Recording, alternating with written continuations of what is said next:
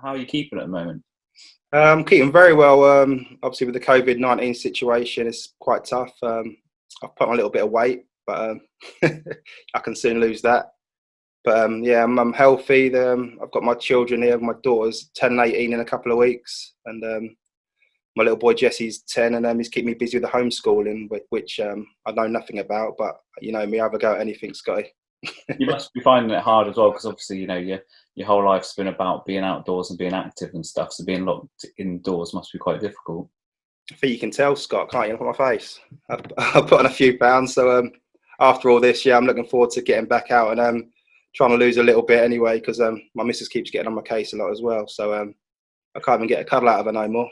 So hopefully, yeah, when it all dies down a little bit, I'll get back out there and be able to get back on the. We've got fields over the road, so I can go and have a little run and try and get myself fit again, really. But I do miss football. That's the main thing. I do miss it a lot. And that's what we're here to talk to about. Yeah. Before we run through your career really from start to the end, and your memories of it and things like that. So if we start with your early days, starting out as a trainee at Ipswich before turning professional in '98. I mean, what were those days like for you?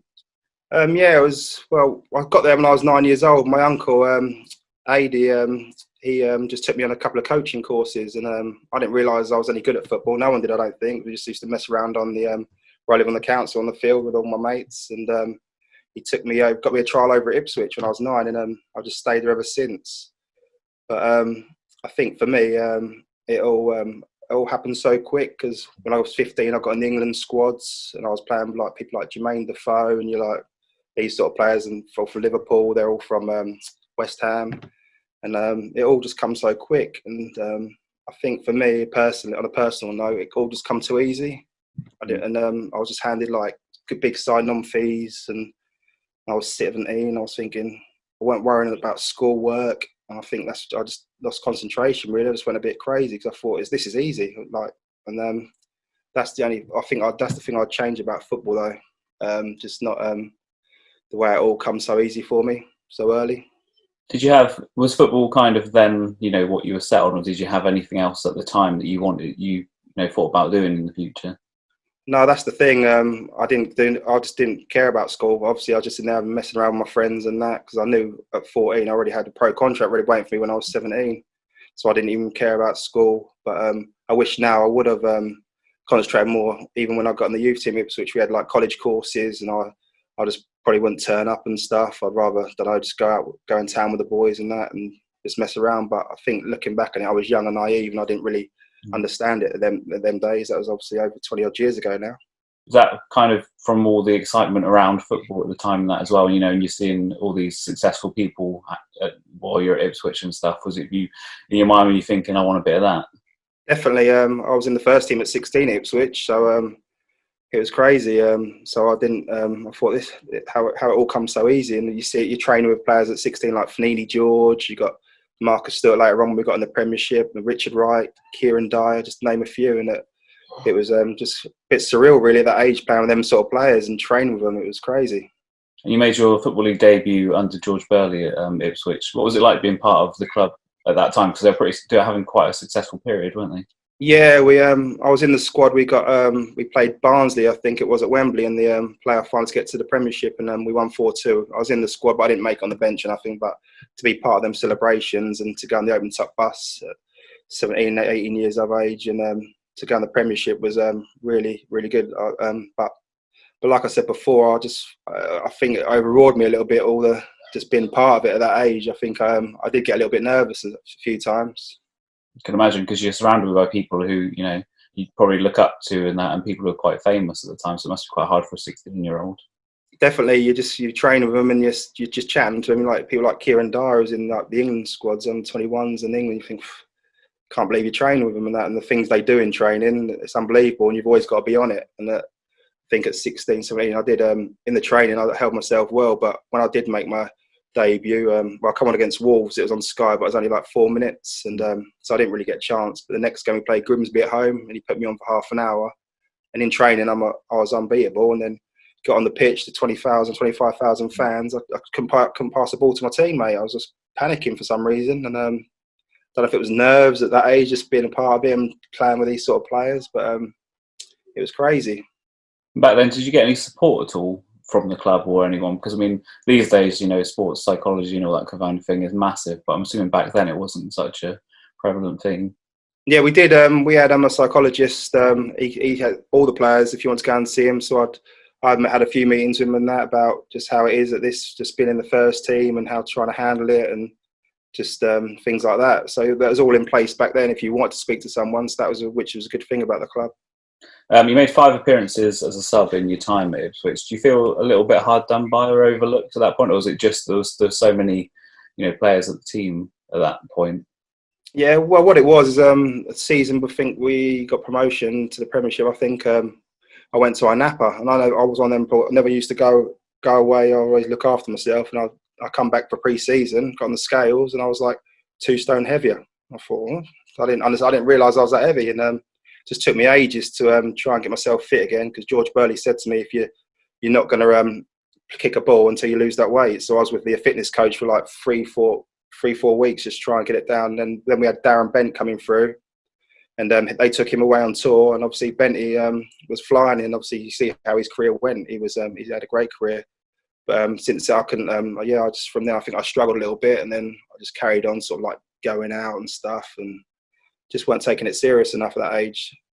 And looking back, how would you have sort of changed, things from your early days?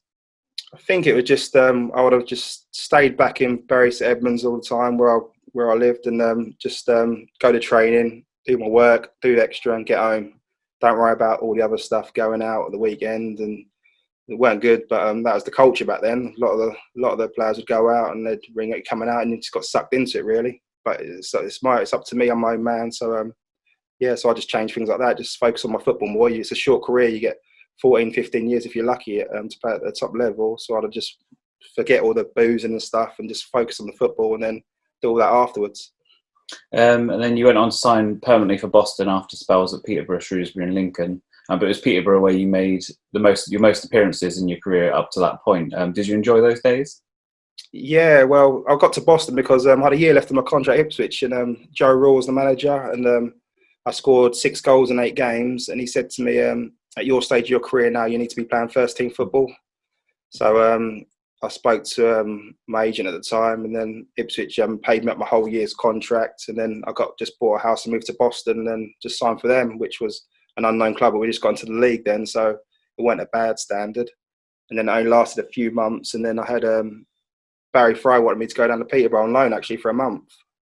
And then I just went, because they were a league above at the time, whereas in League 2 at Boston, I thought, I'm not a bad loan with a league above, so I thought I'd just take a chance and went there. But it was crazy times. I had a story about Baz to get to sign my contract. We was doing a bit of keep ball, and he come over and said, Logie, we want to sign you. He said, how many years do you want? I'm like, well, I'm sweating on the training pitch in the middle of the session. I said, I got a bit nervous. How many did everyone else usually have, Baz? Because I didn't have an agent then. I was doing it all on my own. He said, you can have as many as you want. Most players only want 1.5 years. I was like, can I have 2.5, please, Baz? Like, a bit nervous. He said, you can have, 2.5's fine. I can give you this. He said, after training, come back and sign it. It's all done. I've spoke to Boston, all done. And that was it. So I should have said 10.5 years, shouldn't I? But no, that was crazy. That was Baz, though. That's the way he was. Were you there during the Big Ron Manager TV show, or had you left? Yeah, I know. I was there. We got him in because apparently they couldn't afford to pay our wages. So I think they offered Baz, I don't know what it was, 100 grand or something, just to do a series for 6 weeks, I think. And it was, at that time, the club was a bit of a calamity. We had managers coming and going. Players didn't care. You could see on the footage, like, people just kicking the balls away, saying I'm going home and that. And he called me in the office actually on the show because I pulled my hamstring, and he said, I want my best players playing. Are you fit, Logan? I was a bit nervous again. I was like, I knew I weren't really, but I just said, yeah, I'm all right. If you need me, I'll be all right. Are you fit or not? He's playing. And I didn't start that game anyway. I come on for the last 20 minutes, but I think we lost to Rochdale away. But yeah, no, it was that was quite fun series. Everyone had a bit of banter. All my mates kept calling me and texting me about it. Was it a little bit weird having like the cameras around all the time and stuff? Yeah, to be fair, you didn't really notice them too much because you were just training, and obviously they'd call players out who they'd want to speak to, and then I think sometimes they'd make it worse than what it was, make some players look bad. Like they try to make Danny Crowe, who's one of my friends still now, and Sean St Ledger, who went on to have a great career. They tried to make them look bad and scupper some moves. Like Crowe is going to go to Forest, I think, and he always tells me about it now. He's gutted because it made him look bad, so they didn't want to sign him. But did any of it go to any of the players' heads as well, like all this newfound fame? I don't think so. I think everyone was quite level-headed, really. I think we just missed out on playoffs that year as well. I think that might distract us a little bit as well. I think some people, like you say, could have caught up with them a little bit. I think I'm on TV watching the programme and stuff. But I think we missed out on the playoffs that year, which is a bit of a shame.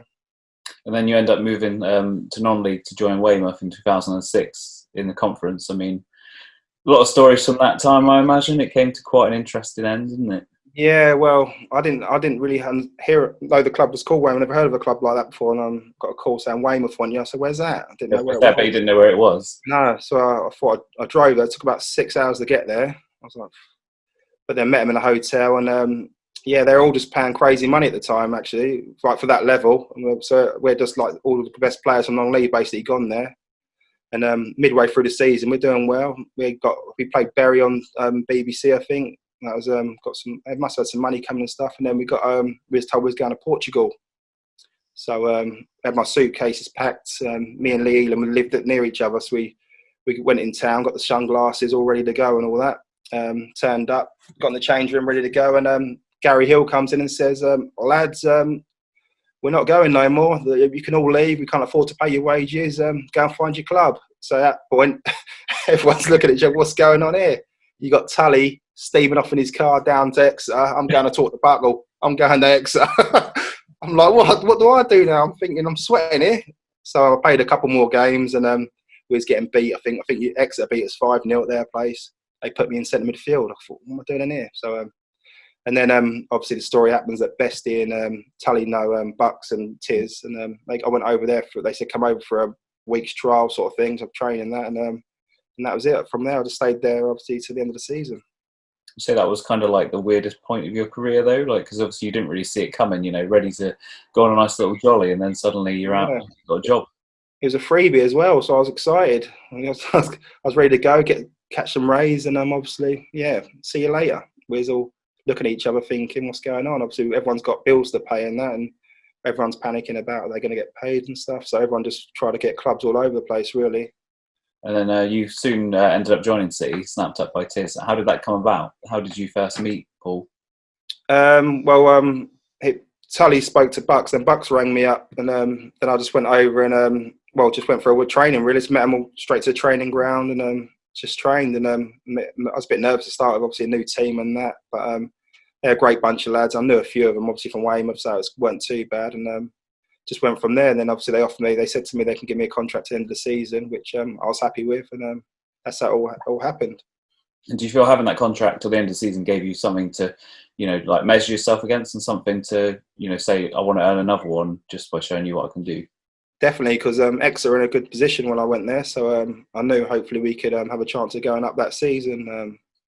Obviously, as you know, you'll probably talk about it a little later, so it didn't work out that we didn't go up, but it was just a great club to be at as well. When I got there, it was just so much more professional than a lot of the other clubs I've been to, and it was run right, and it was just a family-run club, which I loved. And what's your first opinions of Tiz? Obviously, probably a little different to other managers that you worked under. Yeah, dress good, the bald head and all that. Yeah, I thought he was just so relaxed. I never had no one like that, manager like that. He'd like, if I'd have had a bad game, he wouldn't sometimes hand me in front of the lads. He'd pull you in next day or on the Monday in training. He'd explain to you what he wants from you. This is what I need you to do. He always said a Logan on the move is better than a Logan not on the move. So I learned that over the time, and just done extra in training and that. And he was just good for me at that time in my career. How much do you think the boost of you guys from Weymouth joining the team was for them pushing on and making Wembley that year? I think it was a good boost because obviously you got Tully. He was good right back when he was up and down, give everything. You got Leland, skills, and then obviously I come in there, different sort of striker what they had at the time. So I think the three different blends helped the team out as well, and the quality they already had there anyway was good enough to go up that season really. You made your City debut pretty quickly as a sub against Woking at St James Park. Do you remember much about that? I assume you probably played James Park before. Yeah, I played there before, but just obviously just sitting there waiting to come on and stuff. I can't remember much about the game, to be fair, or the result. But you always just want to get on and try and make a statement straight away. You want to have a good first touch, didn't you? Or just like have a good solid 20 minutes. But I don't know if you remember the score of the game, but for me personally, it's just good to get my first few minutes on the pitch and just be part of the team. And so end up at playing Oxford in the playoffs that season. You ain't talking about this penalty, are you? I could say, comes to kind of shoot out in the second game and you step up, everyone's saying, oh, he never misses, he won't miss. And then suddenly you're almost by the halfway line about to take your run up. I mean, what was going on there? It was crazy. In training, I never miss. It's too easy. I'm just winding the goalkeepers up, getting angry, Jonesy, getting angry, Ricey, all of them. But I don't know what happened. I got out there, I thought this is easy. And like you said, I took the run up. It was the longest run up I've ever took. The time I got to the ball, I was sweating. I was out of breath. That's how long the run up was. And yeah, it was just terrible. I don't know what it was. Like you say, was it the nerves or of knowing? But it's totally different to training. Yeah. But I never took that run up before. So.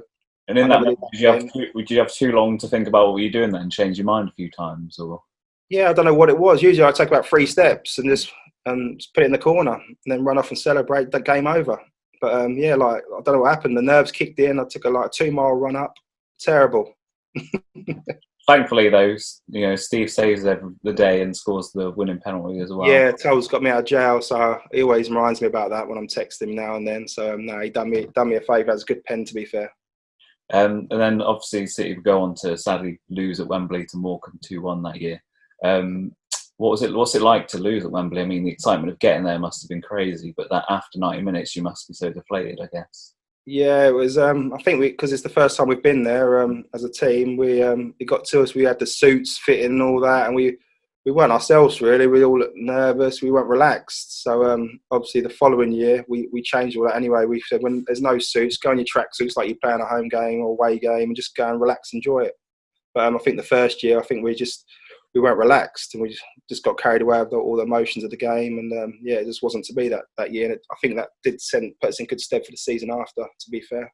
What was it like, in the dressing room when the games ended, when getting so close to that promotion? It was horrible. Everyone was down. There was not many people talking.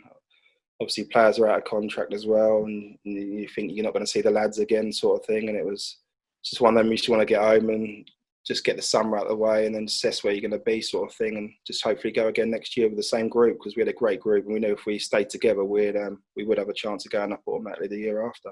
And I mean, you really kicked off the next season as well, scoring 18 and 41. Were you really enjoying yourself at that point?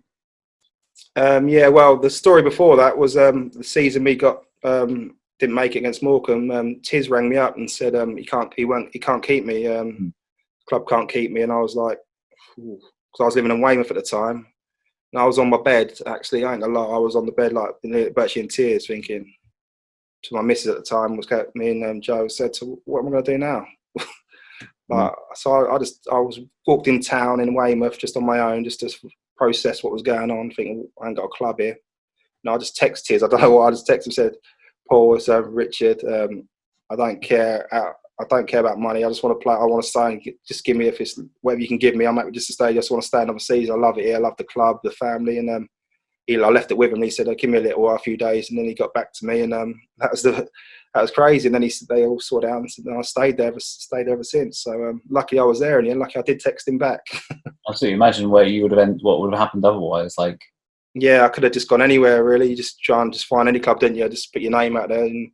But I knew that club when I was there. Family was settled, and it was just a lovely club to be at. And the fans, everything about it, I just loved it. And I didn't care if they paid me £50 a week. I was happy just to stay and prove myself, just and then take it from there. What was it about Exeter and that itself that really appealed to you so much that you wanted to stay and would do anything to stay?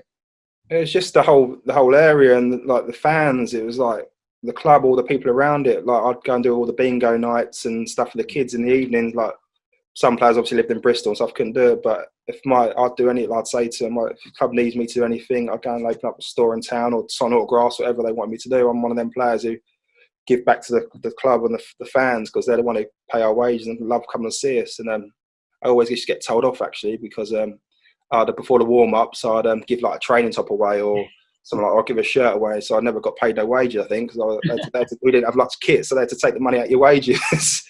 But that's the sort of thing I'd done anyway. So, yeah, no, I just loved the club and everything about it. Would you say a big part of it was that whole feeling wanted side of it? You know, getting asked to do all these things in the community, the fans, you know, coming up and chatting to you, seeing your name, asking for autographs. Did you feel really special at that point? Definitely, I think I was one of them players who I needed that. I feel people to like me. Some of the other teams I went to, you feel like even at Peterborough warming up, and you think I felt nervous because you feel like the fans. You have a bad touch, they're straight on you. But when I was at Exeter, like everyone, you know, you're gonna have a bad touch here and there, but the fans just get behind you as long as they see you working. Which I took that from Stano in the end. Really, that he didn't stop, did he? He'd give 110%, and he is what the club was all about. So I just tried, if I could do like even 20-30% of what he done, running around, I knew that'd be good and fans would appreciate it. And what kind of memories did you have of Stano? You know, I mean, like you're saying, he would give, you know, his all the time, wouldn't he? Yeah, he was so funny as well, Stano, and he was always there for me. He loved me. He was always so, like, one time, it was at the Rotherham season when I got promotion. I was going through a bit of time. I was struggling with anxiety and stuff, and I was on panic attacks at home and stuff. It was crazy. I didn't know what was going on.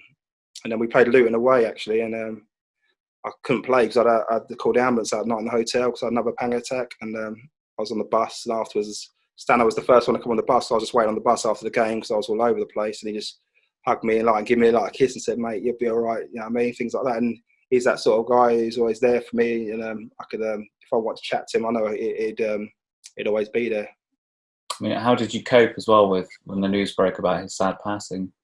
Oh, it was terrible. I think it was after the Yeovil home game. I think it was, and we knew he was really, really sick. And but then someone come in the change room and told Tiz, and yeah, it was football was irrelevant at that time. It was just felt so sad for Marie and the boys. It was just such a sad few weeks and months. But Stannard wanted us to just go out there and just put a performance in every week, and I think that's what we did. I mean, it's amazing to see just how much respect is still given to him and the family by City fans and anyone associated with the club to this day, isn't it? Yeah, definitely. Stano will never be forgotten. He is the talisman, really, of the club, when he embedded what the club was about. And if every player Exeter do sign, go in there and give 100% what he gave every week, the club would be in a great place going forward. So you end up staying at City after texting Tiz, and it kind of rejuvenates you as well, and you end up scoring a lot of goals. And it was a very, very good season for the club. I mean, what are your standout memories from that season? I think it's just that, well, everyone, the players we had there, like Matty Gill and like Dean Moxey, it's free flowing football. We didn't never hoof the ball. It was always play from the back. Rob Edwards just pulling the strings. It was just a great team to be at, and it was just one of them seasons where everything clicked. And we could change it. Tiz would just change the team. He wouldn't just play me or Mackie, and he'd change the team to the team we're playing. That's how detailed he was. He knew every move they made, sort of like their formation, their tactics. So even if you got left out, for me personally, if I was left out, I wouldn't mind. Jamie Mackie, on the other hand, he'd go crazy. He had to play, but he was a good player though, so he deserved to be in the team quite a lot. But I was one of them. I trusted Tiz to put the team out for that game. So I think that's how it worked. We all had a good chance in the season. All of us played a lot of minutes, and we as a team, no one really moaned at no one else if they were in the team. Everyone wanted everyone to do well, and I think that's what got us on that season. We end up making playoffs again, this time facing local neighbours Torquay. First leg, very late defeat and an uncharacteristic mistake from Jonesy at the end, which lets them take the lead. Yeah. Tiz messed up the first leg. He put me on the bench, didn't he? But no, I come on that game actually, and I think I won a header, and Wayno got him behind and scored. And then obviously Calamity Jonesy, he was a good goalkeeper. No, he was a good goalkeeper, Jonesy. But sometimes his kicking maybe would. Fans used to get on his case a lot though. But overall, he was a great goalkeeper, Jonesy. And it was unlucky hit Zabrowski, wasn't it? And then in. But yeah, that was tough going 2-1 down and having to go to Playmore and trying to get a result. I mean, how are you feeling before that game? You know, knowing you have to overturn being behind, and if they scored again, it was going to become even more difficult. Yeah, I was more because obviously I was just hoping to start that game, and because we didn't know the team, and then Tiz obviously announced that I was in the team, and going there, it's a tough place to go. It's local rivals as well, and when he said I was starting, I just wanted to go and try and put on a good show. And I like the white kit, to be fair. So when we had that out, I thought it was something about that white kit I always like wearing. So I knew it was going to be our day. It was quite a tough going hour, wasn't it? Really, in that game, Yeah. they go 3-1 up, and what are you thinking then with 25 Well, minutes? I've seen it all back now, and I didn't realise how crazy they were all going on the bench, like they'd won it, and Bucks, everyone's giving it, going like they think they're there 3-1 up on aggregate, and they think it's time up, good night. But obviously Rob Edwards went on that mazy run, didn't he? And then cut it back to Ryan, and then he's Ryan Harley, another player. What a player we had there! And Love playing with him, I bet, didn't you? yeah, he's total football. Him and Gilly in there, just pulling the strings all the time. But they were good players. What a finish as well. What a finish from Ryan to get it in that corner. Oh, The crowd of box of players as well, wasn't it? One of them players. You don't know what foot he was. You don't know if he was left or right footed. He was unreal. That boy. He was a great player, and obviously went on to bigger things in his career. But no, it was a great finish to get us back in it. And then you end up scoring the goal that looks like it's sending City to Wembley. I mean, how are you feeling at that point? I don't know. You ran off delighted. The penalty before that, though, I got took out, but I don't know if I dived or what. Rayner and Dabrowski cleaned me out. But I usually want the penalties, but I don't know why I was a bit nervous. I thought, I don't want this. I think the season before. So then Watto come on, obviously, little Watto. And he showed confidence to take that penalty because I know I didn't want to get on it. Talk us through your header, though. I mean, you must have been delighted when that went in. Crazy. Great cross from Wayno. Just managed to get in above Toddy. Obviously, Toddy used to be at Exeter, so I told him, mate, I'm coming for him. Don't worry about it. And obviously, that was a sweet header, and the celebrations were crazy. Absolutely, especially when Wayne makes completely sure of it, and then the whole place is going mad. I mean, Torquay fans must have had not got a clue what hit them at that point. Nah, our fans are crazy that day, though. I don't know how many fans we had there, but I feel like we took over the stadium. But I did feel for Torquay fans because it's tough seeing your team 3-1 up probably, and then to 30 minutes to go, you think you're probably going to go to Wembley, but we've got to worry about ourselves. And then it was just a great comeback and one of their memories what I'll never forget. And then your mate Tully gets himself a bit famous on the on TV and internet by swearing a couple of times in an interview. Yeah, he was a bit naughty when he told us. It's funny. I remember I look back on that interview now and then, but that's Tully all action in the moment when that was funny. And then make it to Wembley for the second time around, and like you said, the focus had changed a little bit, and you were doing things differently this year. Yeah, we went like this year. Tiz said we're not going to get no suits and that. I don't know if the club could afford the suits at the time, actually. But now we said we're just going to go and put the track suits on. We're going to go there like it's another game, another home match and away match, and just go enjoy it. And because the year before we had the suits on, all getting hot before the game and clammy, but this was more relaxed, and I think it paid off. Absolutely. I mean, and then when Rob Edwards scores and puts City ahead, it must make you a bit more relaxed as well, I guess. Definitely early to get that goal. I think it was after about 20 minutes, was it something like that? And to Rob to get it as well, one of the talisman, one of the older players in the squad. It was a great feeling, and we just held on that day. We had a few more chances, but the main thing is just getting promotion. And it was a great occasion for us and the fans to just to finally win there. And what goes through your mind as soon as that whistle's blown? Can you remember what you were thinking? I just couldn't wait to get the medal and just like get the champagne popping, and then obviously next season. Just looking forward to next season, hopefully, and try and do it all again. What's that walk like up all those steps? Because it's a long way to get your medal, isn't it? Yeah, it was tiring after playing 90 minutes in that heat as well. But now it's just adrenaline rush. You just get up there, and it's a great feeling to the fans on the way up. See my daughter there. She was only probably about 4 or 5 at the time. Give her my medal and that. Things like memories. I've got pictures of her giving her the medal and stuff. Memories like that. Never be forgotten now. Things like that. I haven't actually mentioned it to anyone else I spoke to yet, but obviously you had the bus parade not long after through the city centre. I mean, what was that like? That was crazy because I didn't realise how many people live in Exeter. It was crazy though. You think there's gonna be a few people on the street, but it was full. It was packed, and then obviously went into the was at the cathedral with the mayor and that and things like that. It was crazy. Just one of them days you never forget. It was it was amazing. Were the beers flowing as well that day, or did you have to be? I think I was still hungover from the night before. So I had to slow down, I think, that day. But no, I had a few. We had a few drinkers in the team, didn't we, that time? But we still managed to get the job done. Yes, as you mentioned before, some great characters in the dressing room. You know, Danny, like yourself, Danny Seaborn, Jamie Mackey, Jonesy. I mean, what were they like? I mean, you must have some interesting stories from hanging out with those guys. Yeah, when I first come down, obviously, me and Bestie used to travel down and sometimes stay down, and because we lived in Weymouth still, so they lived in Shaldon at the time. Him, Mackie, Jonesy, and Scrat or Danny Seaborn, and I went there and I remember it like I'll never eat it again. They cooked me burritos. I thought, yeah, I never had them before. Then I had it. 2 hours later, sick, kept being sick, so I never ate a burrito since, and I never let them cook for me again.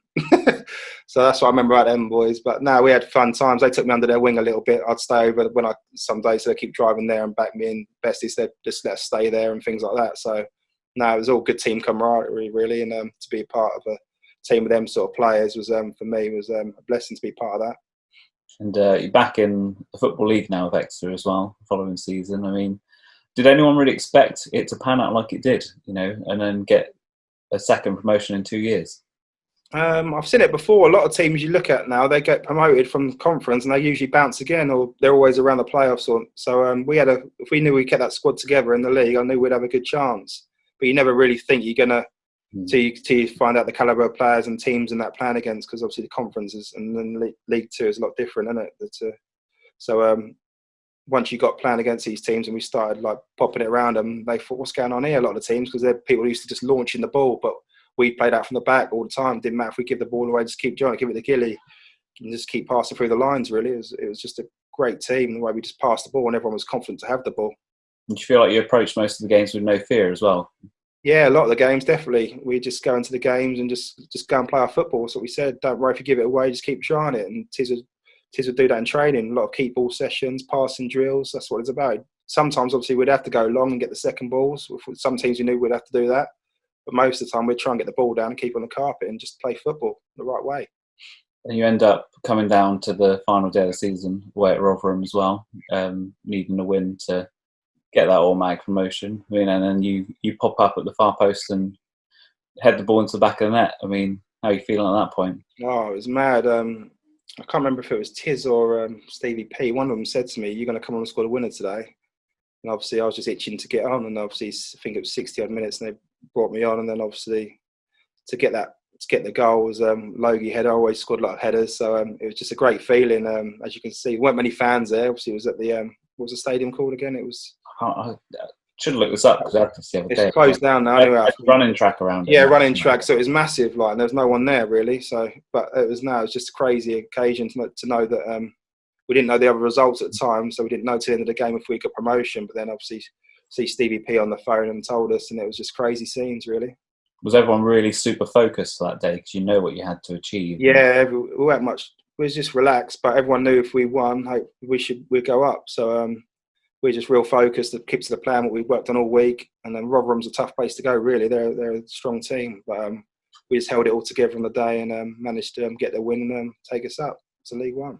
And what were the celebrations like after that? I can't imagine that Rotherham's the most glamorous of places to be celebrating your first promotion to League One with Exeter. No, it was crazy. It sounds like the club really, because my brother drove down from Bury St Edmunds, and he was after the game. He was outside the change room bit. And Stevie P went up to him and said, "What are you doing out? What are you doing out here? Get in there. You're part of the team." And my brother's in there. He's on Sky. We're all like this, shirt flying, things like that. Like, a lot of clubs probably wouldn't do that, but that's what we were, because we used to come to the training ground a lot and. I got to know him, and for him as well, it was like buzzy. He couldn't believe it. We were all in there to share with my brother as well. It was one of them days I'll never forget. Was it like at that time? Did you feel like it was a big family as well? Like yeah, that's what it was. It was like a big family. It's like obviously because where I grew up in Bury St Edmunds, so a lot of all my family are that way. So to move away with like just me and my missus and that, that's all we had. So felt like you had a bigger family with Exeter and the players and just everyone, the fans, everyone. It was just a great club to be a part of, and if I ever get the chance when I'm growing old, so I want to try and pass away down that way. I want to go down there and go growing old next Devon way, because it's a lovely place in the world to live. You'd be welcome back with open arms, I think, as Oh, well. cheers. Appreciate it. And then obviously getting City promoted to League One, for the first time must have been quite something to be proud of. Yeah, it was. It was obviously from bouncing up twice in a row to get into League One. I never thought probably I'd get to that level again. Thought I'd just be Conference, maybe League Two, but to get that goal and to get us to get into League One was the teams you're playing against, like Leeds. You're thinking it's madness, but it was just a great achievement for the club to take them into League One, and the boys relishing the challenge. And you were part of the team that got City's still highest finish in League One, narrowly missing out on the playoffs. It must have been hard because you worked so hard that season and came so close. Definitely. I think, was it the last game against Sheffield Wednesday, was it? When was Tiz on the bench and brought himself on. Yeah. Troy runs. I wanted my appearance really. How's Tiz getting on in front of me? I thought, I've got to retire here. And you got your gaffer getting on before you. No, but I think because he's never played it there. It's the only club he's never played at. So I think there's something to do with that. So he done all right when he come on, didn't he? Yeah. Was that Troy Archibald-Hemble running? Troy. Was that one of the unexpected things to happen in your time? Oh yeah, that was Troy. Done that things in training. He was a good defender, but you could put him up front. He could do that, and it was a great finish, wasn't it, from him? Have you ever seen anyone's legs going so fast though? Was that? No, I haven't. Them go gadget legs. They were crazy. That's been the best shoulder drop ever. That as well. I know. No, he was. That was decent though. Troy, he's a great lad though, and got injured a lot though, Troy. But he was another good player that Tiz managed to get in. He'd always get players in from who you didn't know about, and he'd change them into like players who can go and play in Championship and Premiership, like a lot of lads did do. Just aside from this, in a Q&A recently, Matt Taylor said you were one player from his playing days that he'd love to have in the squad now. I mean, as you're saying, you'd love to come back to Exeter. Imagine that. Yeah, I couldn't believe it. Big Matt, he was skipper when I was there. He was he weren't that crazy as a captain. He was always there for you, but he wanted things done right in training. It'd be the same. He'd give everything. Obviously, I took a play against him up like in games and stuff in training. He wouldn't care. He'd smash me, but that's what you want from your skipper, don't you? You want someone who's going to be all action, and to get them praises from Matt, he's doing a great job at Exeter. Great. So tell him I'll lose 3-4 stone and I'll try and be fit for next season, yeah? You end up leaving City after they get relegated from League One. How were you feeling about that at that point? Were you a bit gutted? Yeah, I was. Well, towards the end, I was like training with like the kids and stuff, and I was training on my own. I don't know why that really happened. Really, I don't know if I just fell out of favour. Really, so I knew that was sort of coming at the end of that season, but I was obviously got the call from Wickham, and I went there, but I didn't. As soon as I left Exeter, I weren't really the same. I didn't really want to play football. Really, didn't really enjoy it. I was kind of travelling from where I lived in Bury St Edmunds to Wickham every day. It was like a 3-hour journey, leaving at 6 in the morning, and train, get home about 5. You think this ain't for me, really. So summed it up. I scored a goal against Bristol Rovers, my only goal, and the game got called off because I'm lightning. So you knew that was it then. I knew that was it. Yeah. So I spoke to Gareth Ainsworth. He got the job when our other manager got the sack, and they said that they didn't really want me, sort of thing. And I was like, so I just said fair enough, and then that was it. I just just sort of left, and then just wound down from them really, because it weren't really the same. As soon as I left Exeter, just wasn't really enjoying it really. Was part of it as well losing, all your teammates and everything like that, and all those people that you love being around? Yeah, definitely. It was different, sort of like at Exeter. It was different going to a new club, and they're all friends anyway. You don't really feel like you're fitting that well. So to leave like to all the boys and at the time, even the fans and things like that, it was just I didn't really enjoy it after that really. So I knew after a few months it was time just to stop football and then just try and get into the real world really. You mentioned a little bit about Matt there as well.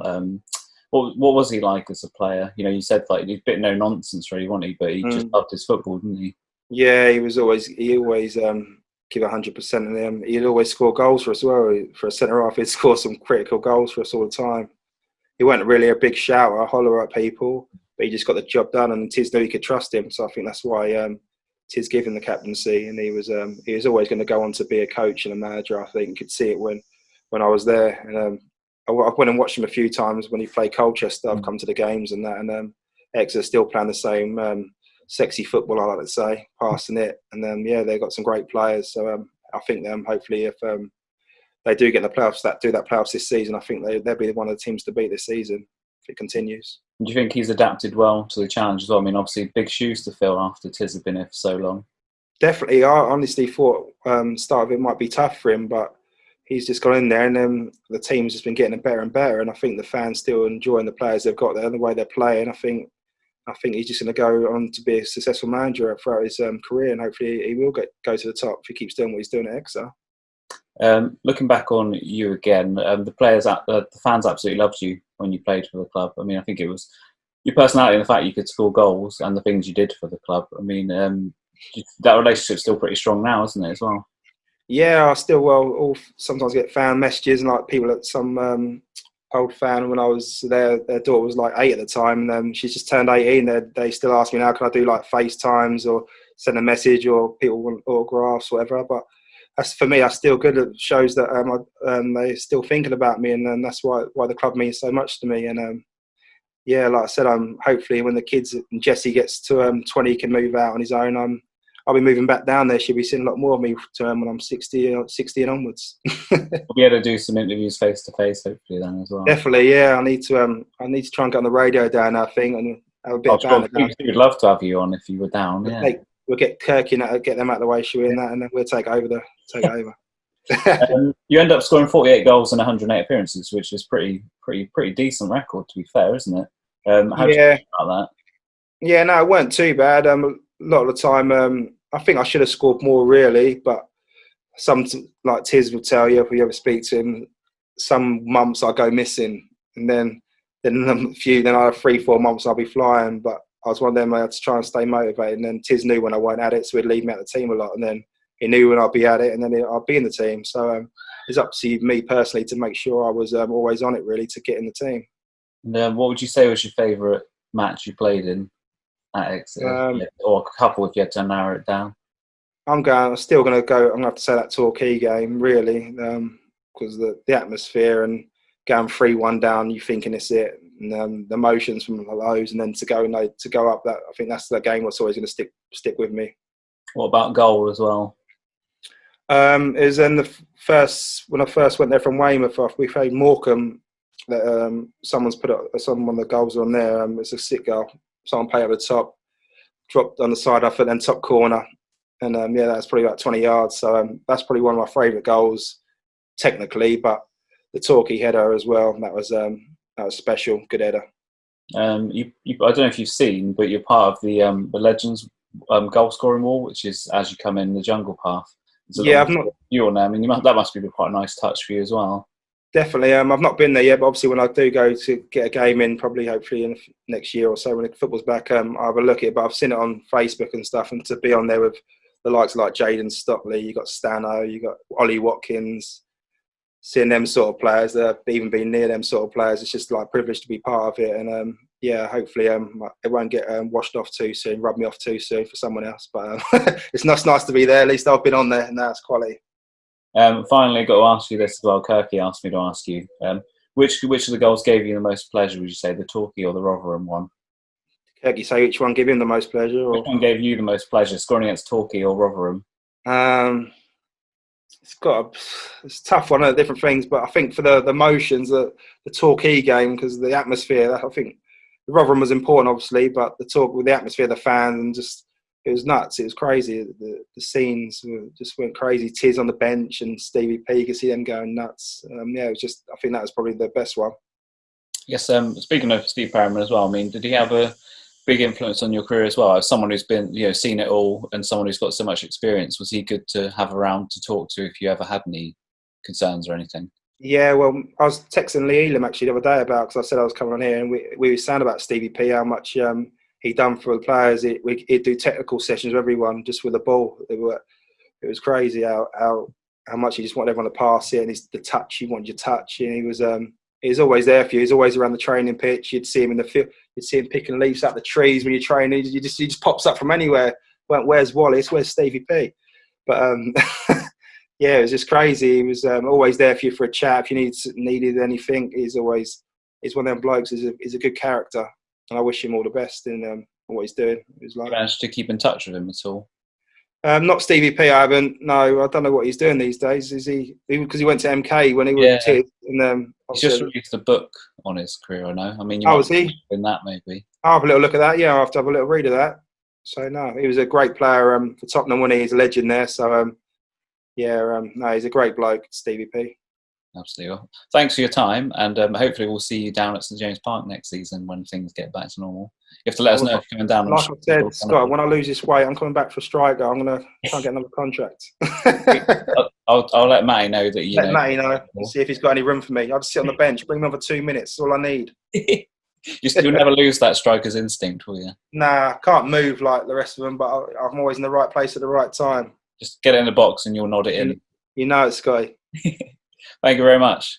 Cheers, Scott, mate. Legend.